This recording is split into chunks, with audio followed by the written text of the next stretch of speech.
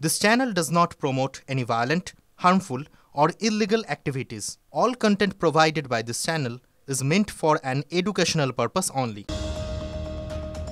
দেখুন বিগত কয়েকদিন ধরে আপনাদেরকে আমরা ধারাবাহিকভাবে দেখিয়ে আসছি পাসপোর্ট জালিয়াতির খবর। আর প্রথম থেকে আমরা প্রশ্ন তুলছি, পাসপোর্ট করতে গেলে যে ধাপগুলোর মধ্যে দিয়ে যেতে হয়, যে পদ্ধতিগুলোর মধ্যে দিয়ে যেতে হয়, প্রত্যেকটা পদ্ধতিটাই কি কেউ যুক্ত আছে এই জালিয়াতির নেপথ্যে, যার মধ্যে অত্যন্ত গুরুত্বপূর্ণ পুলিশ ভেরিফিকেশন। আর আজকে সকালে যে খবর আমরা ব্রেক করেছি, কলকাতা পুলিশের একজন প্রাক্তন এসআই তাকে গ্রেপ্তার করেছেন তদন্তকারী আধিকারিকরা। এর আগে আপনাদেরকে আমরা দেখিয়েছিলাম এক হোমগার্ড এবং একজন পুলিশ কর্মী তদন্তকারী আধিকারিকদের আতশ কাচের নিচে রয়েছে আব্দুল হাই, উত্তর 24 পরগনা গুমাতে বাড়ি, সেখান থেকে তাকে গ্রেপ্তার করেছেন আজকে তদন্তকারী আধিকারিকরা।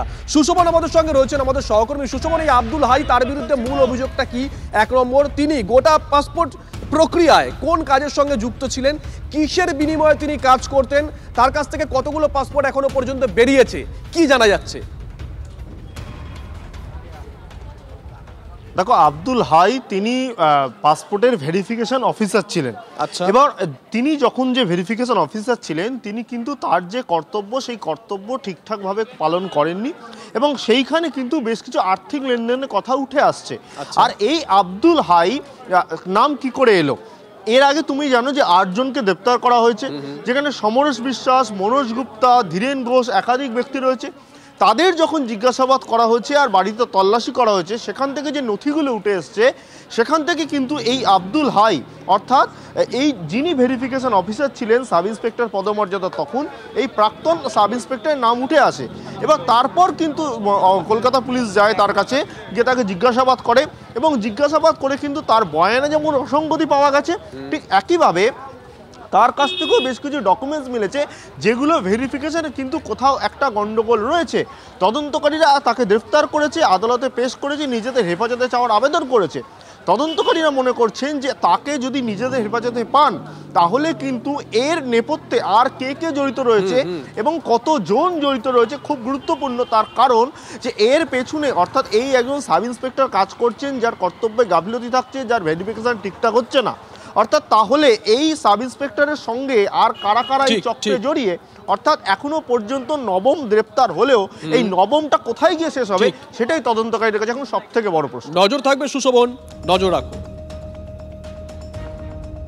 আর এক্ষেত্রে আবারও সেই প্রশ্ন উঠছে, এই যে জাল নথি দিয়ে এই ধরনের পাসপোর্ট, অনুপ্রবেশ, জঙ্গি যোগ, জঙ্গি কার্যকলাপ কিভাবে বিস্তৃত হয়েছে, এর আগেও প্রশ্ন আমরা তুলেছিলাম। খাগড়াগড় বিস্ফোরণে জেএমবি জঙ্গি যুক্ত থাকা এবং তার সঙ্গে আনসারুল্লাহ বাংলা টিমের কি যোগ রয়েছে, এ প্রশ্ন উঠছে। তার কারণ জেলবন্দি জেএমবি জঙ্গি তারিকুল, তাকে জেরা করতে চেয়েছে এবার এসটিএফ। খাগড়াগড় বুধগয়া বিস্ফোরণে অভিযুক্ত এই জেএমবি জঙ্গি তারিকুলের সঙ্গে আনসারুল্লাহ বাংলা টিমের সদস্যদের নিয়মিত যোগাযোগ রয়েছে। ধৃত মিনারুল শেখ এবং আব্বাস আলীর সঙ্গেও তারিকুলের যোগাযোগ রয়েছে। আমার সহকর্মী কৌশিক এই মুহূর্তে আমাদের সঙ্গে সরাসরি রয়েছে। কৌশিক, এর আগেও এ প্রশ্ন বা এমন একটা ভাবনা এসেছিল যে বোধ হয় এরা এমন একটা ছক কষছে যাতে এক একটা সংগঠন একসঙ্গে একটা বড় মিশন, বড় টার্গেট, সেই দিকে এগোতে পারে। এটা কি তারই একটা অংশ? দেখো, একদমই তাই। যে সাজিবুলকে গ্রেপ্তারের পর কিন্তু সেখানে এসটিএফ যথেষ্টভাবে কিছু জানতে পেরেছে, যেটা হচ্ছে যে জেএমবি, আনসারুল্লাহ বাংলা টিম এবং আল কায়দা 3টি সংগঠনের সাথে যুক্ত ছিল সাজিবুল, সেরকমটা জানতে পেরেছিল। তারপর কিন্তু একের পর এক জিজ্ঞাসাবাদে একের পর নতুন নতুন তথ্য উঠে আসছে যে জেলে বসেই খাগড়াগড় এবং বুধগয়া যে বিস্ফোরণের যারা অভিযুক্ত ছিলেন, তারা কিন্তু জেলে বসেই কিন্তু এই সংগঠনগুলো চালাচ্ছিলেন।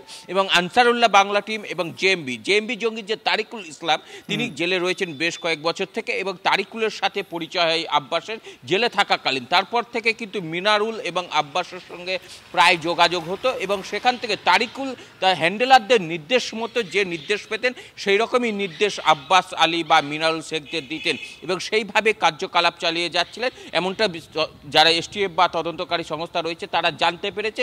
এবং এই তারিকুলকে গ্রেপ্তার করা জিজ্ঞাসাবাদ করা হতে পারে, তিনি যেহেতু জেলে রয়েছেন সেই জায়গায় তাকে জিজ্ঞাসাবাদ করে জানতে চাওয়া হবে অর্থাৎ জেলে থেকে এই জাল কিভাবে তারা বিস্তার করতে চেয়েছিল এবং সেই কারণেই এসটিএফ এবার সেখানে তারা জেলে গিয়ে গোটা বিষয়টা তাদেরকে জেরা করে জিজ্ঞাসাবাদ করে জানতে চাইছে। ধন্যবাদ কৌশিক।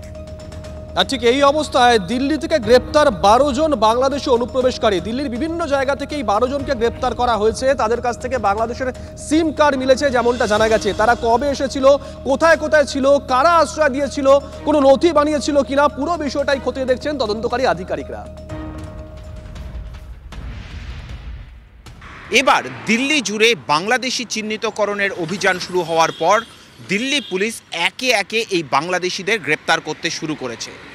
বসনিয়া দূতাবাসে অ্যাপ্লিকেশন করতে এসে গত 2 বছর ধরে দিল্লিতে বসবাস করছিলেন 3 যুবক, সম্প্রতি তাদেরকে গ্রেপ্তার করা হয়েছে। এর পাশাপাশি যে খবর পাওয়া যাচ্ছে, উত্তমনগর মেট্রো স্টেশনের সামনে আটক হয়েছেন আরও 3 যুবক। মোট 12 জনকে ইতিমধ্যেই গ্রেপ্তার করেছে পুলিশ এবং গত 24 ঘন্টায় এই 12 জনকে গ্রেপ্তার করার পর তাদের ডিপোর্টেশনের ব্যবস্থা করা হচ্ছে। এর পাশাপাশি 2012 সালে এক দম্পতি তারা এসেছিলেন নয়াদিল্লিতে।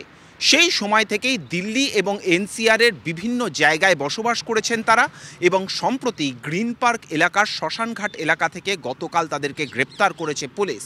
তাদের কাছ থেকে উদ্ধার হয়েছে সিম কার্ড এবং প্রতিনিয়ত বাংলাদেশের সঙ্গে যে তাদের যোগাযোগ ছিল সেই তথ্য ইতিমধ্যেই প্রতিষ্ঠিত।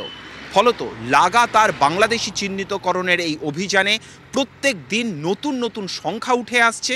আর নয়াদিল্লি যে আদতে বাংলাদেশিদের ঘাঁটিতে পরিণত হয়েছে সেই তথ্য বারবার ধরে প্রতিষ্ঠিত হচ্ছে প্রত্যেক দিন। নয়াদিল্লি থেকে ক্যামেরায় অনুদীপ শর্মার সঙ্গে জ্যোতির্ময় কর্মকার, TV9 বাংলা।